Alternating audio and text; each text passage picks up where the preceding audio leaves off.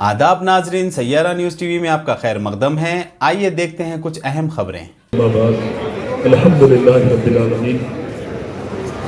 अल्हम्दुलिल्लाह, जब मैं हमारे दोस्त और हमारे साथी वासे भाई को ये प्रोग्राम में पहली बार मैं आया उनके कहने पर, और मुझे इतनी खुशी हुई क्योंकि मैं समझता था सुल्तान लुम में जो बैच है, बिल्कुल कुछ चंद लोग अब्रॉड में गए बाद सुल्तान लुम का बैच खत्म हो गया समझा, लेकिन आज यहाँ देखकर मुझे बहुत खुशी हो रही क्योंकि मैं भी सुल्तान लुम में 2007 में मैंने LLB कंप्लीट किया था, 2004 में मैंने एडमिशन लिया था।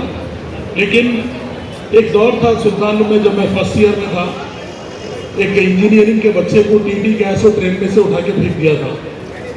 तो आप बिलीव करेंगे नहीं करेंगे, हमारे कॉलेज के स्टूडेंट को ने फेंका तो पंजागुट्टे की रोड पे मैं जाके जब स्टूडेंट को लेकर ठहर गया तो यहाँ से बेगमपेट तक और वहाँ से जोगरी तक पूरी ट्रैफिक जाम हो गई। वहाँ पर एहतजाज चलाया था, तो अल्हम्दुलिल्लाह वो भी दीवार बनी और अल्हम्दुलिल्लाह सुल्तान की दीवार सेफ रही। और एक आपको बता दूं, सुल्तान लुम के स्टूडेंट जैसा वासे भाई है, जैसा एक ग्रुप को मेंटेन कर रहे हैं, मैं भी मेरे स्टडी पीरियड में ग्रुप को मेंटेन करता था। यही टोली चौकी मुकाम पर मैंने KCR साहब को बुलाया था और मैंने भी जैसा वासे भाई सुल्तान लुम बोल के ग्रुप लेके चल रहे थे, मैं एडवोकेट्स फोरम फॉर जस्टिस बोल के लेके चला था। KCR साहब खुद उसके इनॉग्रेशन फंक्शन में टोली चौकी गैलेक्सी गार्डन फंक्शन हॉल था, गैलेक्सी के सामने KCR साहब खुद यहाँ पर हाजिर हुए थे। और अल्लाह के फजल करम से आज हम वो स्टैंड को लेकर, एडवोकेट्स फोरम फॉर जस्टिस के स्टैंड को लेकर तेलंगाना के पूरे अजला को टच करें हैं, तेलंगाना के एडवोकेट्स को हम जगाएं और पूरा एक यूनिटी कायम करें हैं।